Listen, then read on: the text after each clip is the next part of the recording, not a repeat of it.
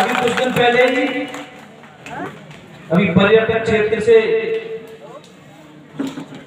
अधिकारीगण आए थे, कार्यक्रम हुआ था, इतने लोग नहीं थे, कम संख्या में थे। और आदरणीय विधायक जी, मैंने ये सीयर देवी मैया का जो प्रांगण है इसको पर्यटक क्षेत्र में बदलवा दिया है। ये अब पर्यटक क्षेत्र कहलाया जाएगा और यहाँ के लिए 50 लाख की धनराशि स्वीकृत करा दी। सर्वे भी हो गया, उद्घाटन भी हो गया, उसका मतलब शिलान्यास जो होता है ना वो हो गया, पूजन हो गया।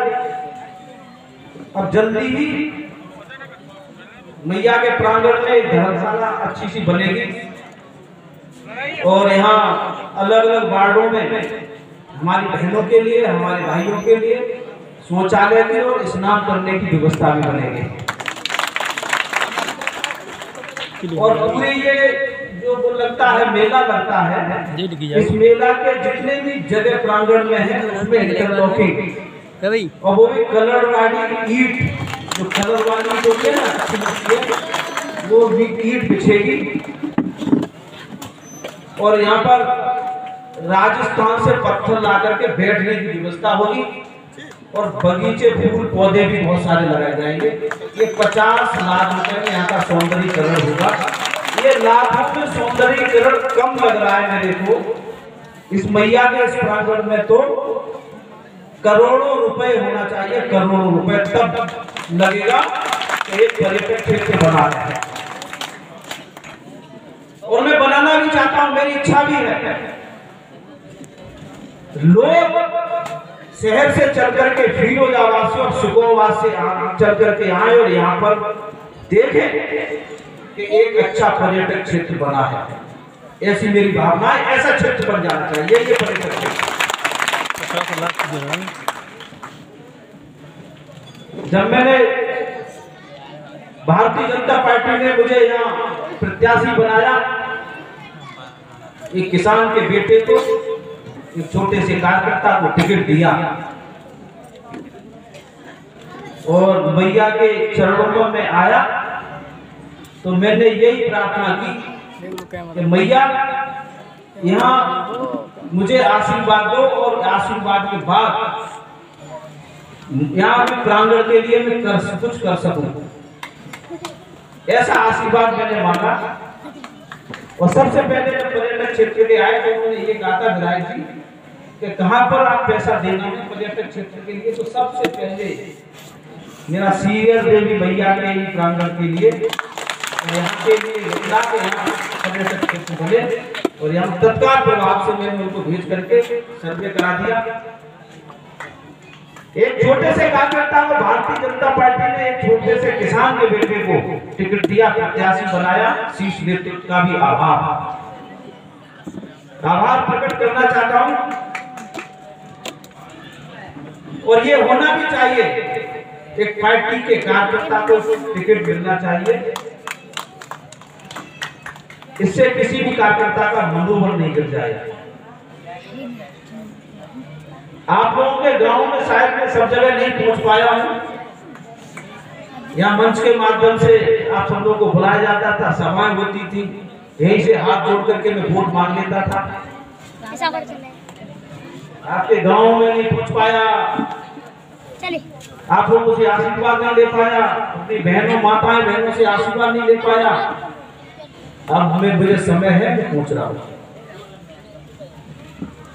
15 दिन का समय था। 15 दिन के समय में 5 दिन सभाओं में निकल गए, 10 दिन का समय था।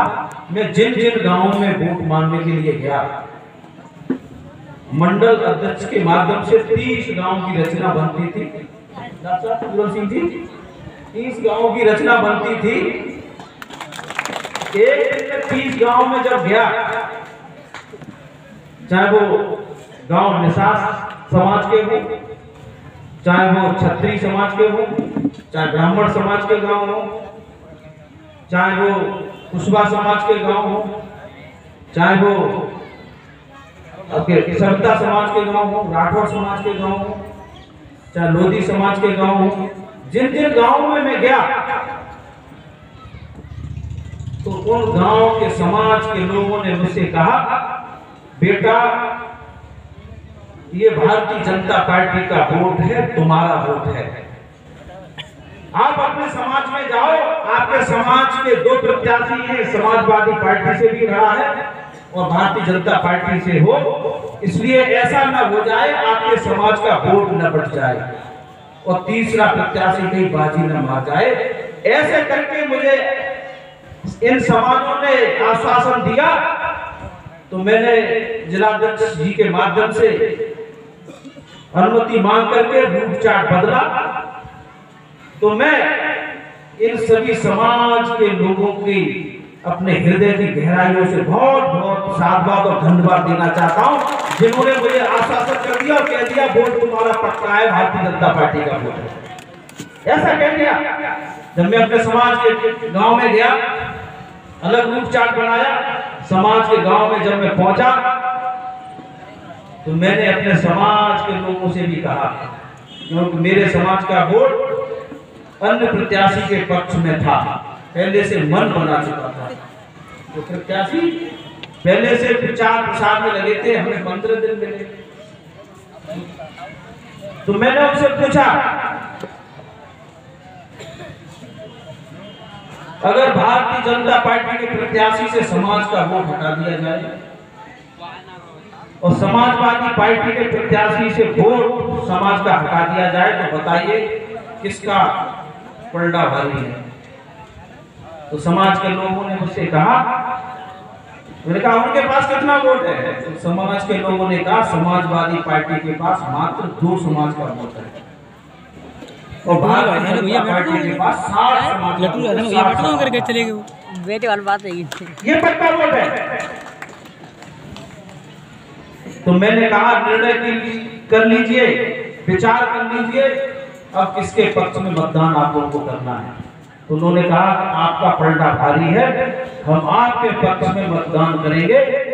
तो मैं अपने समाज के लोगों को भी बहुत बहुत हृदय की गहराइयों से धन्यवाद देना चाहता हूं, उन्होंने भी मुझे आश्वासन कर दिया और मेरे पक्ष में मतदान करने का काम किया। आप लोगों ने अपना बहुमूल्य वोट दे करके आप बूथ पर गए।